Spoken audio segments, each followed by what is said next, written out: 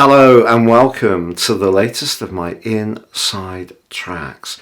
Today I'm going to explore the exact sextile between Venus, the planet of relating and self-worth, and also Mars, the planet of raw power.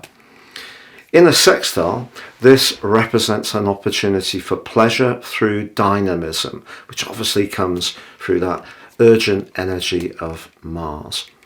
So what does this mean? I'm going to explore all this with you, but if you are a returning visitor to my channel, thank you so much for joining me once more. If you're new here, it's great to have you with us. This is very much a community. Please do share any ideas or insights you have, and please do subscribe. Now, let's first of all look at the archetypes of Venus.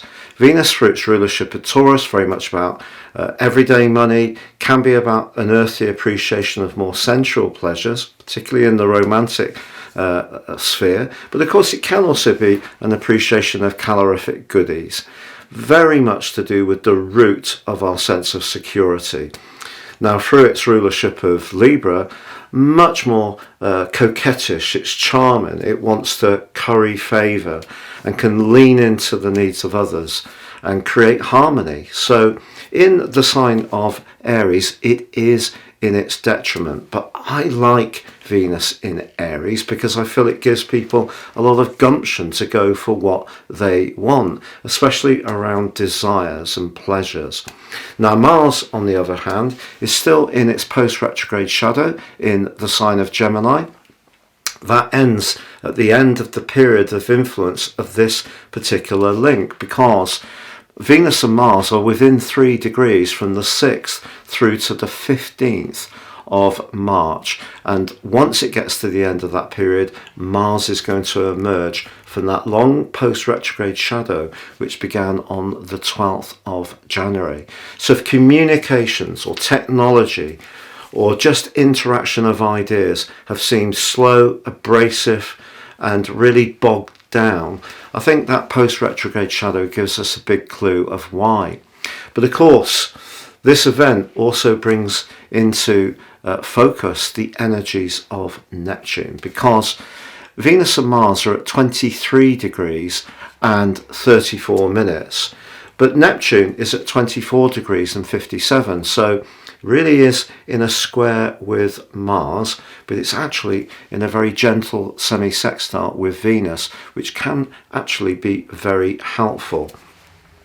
So let's just look at what Mars sextile Venus means. Sextile, 60 degrees. So this is one of the most enabling angles between two planets or positions that you can have.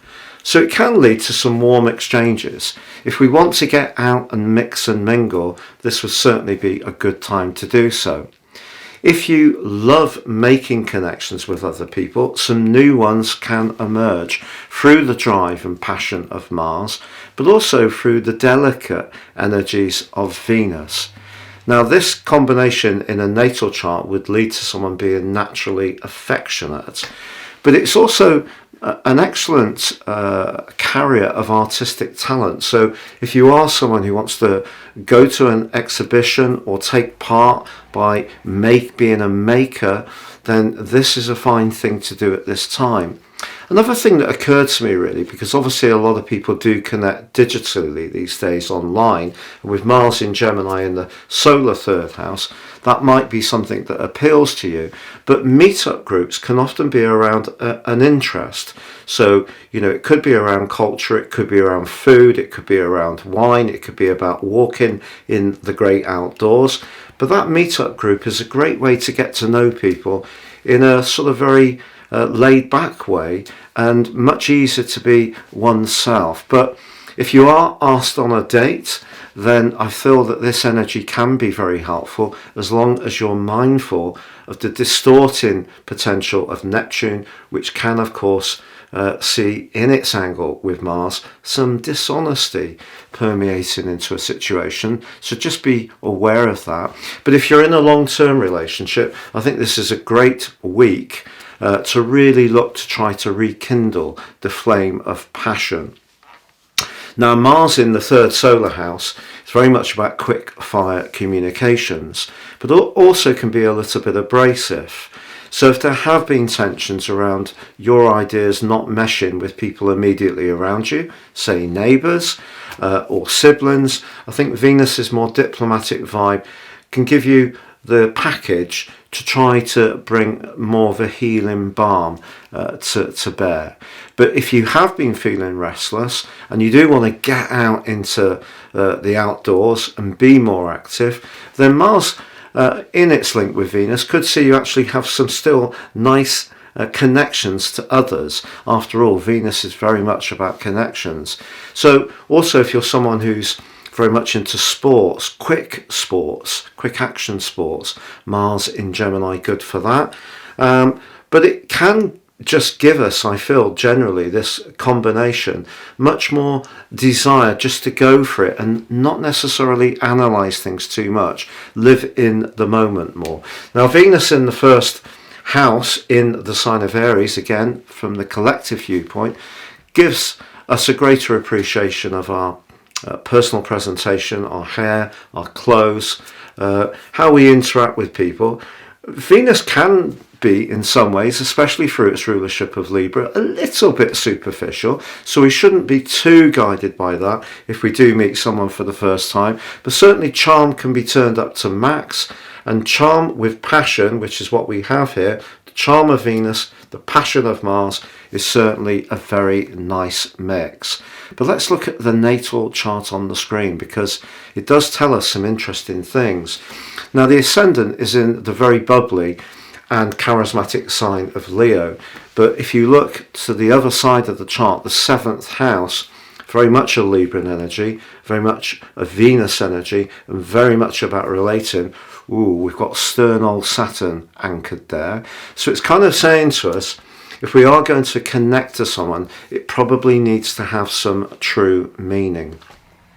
You can also see the midpoint between Venus and Mars is actually in Taurus, and that forges a really positive link to Eros, the asteroid of erotic pleasures, which is in the sign of Capricorn. So some earthiness might be a good thing around any date you have, and that earthiness, I feel, could be shared by being close to the nature, or it could be enjoying good food and good wine.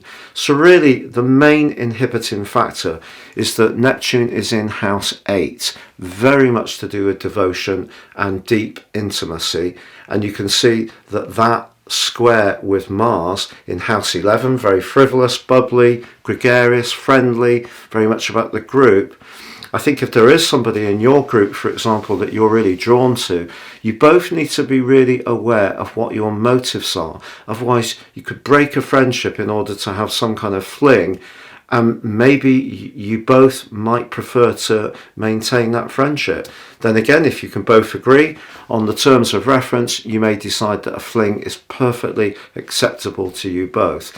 So really, Neptune in the 8th house can distort the concept of close connections and real deep devotion. So if you're wanting something that's freer and easier, then just be conscious of that. Now, Venus, you can see, is in house 9, which is very much about travel, new experiences, mixing with different people. So I feel Venus and Mars on the event chart, although Saturn brings a more censorious energy to bear, and Neptune a bit of a confusing one, there is really the potential for getting together with a group of people and doing something that's bubbly, vivacious and fun. And why not indeed? Because, you know, we've been through some very, very tough times with COVID.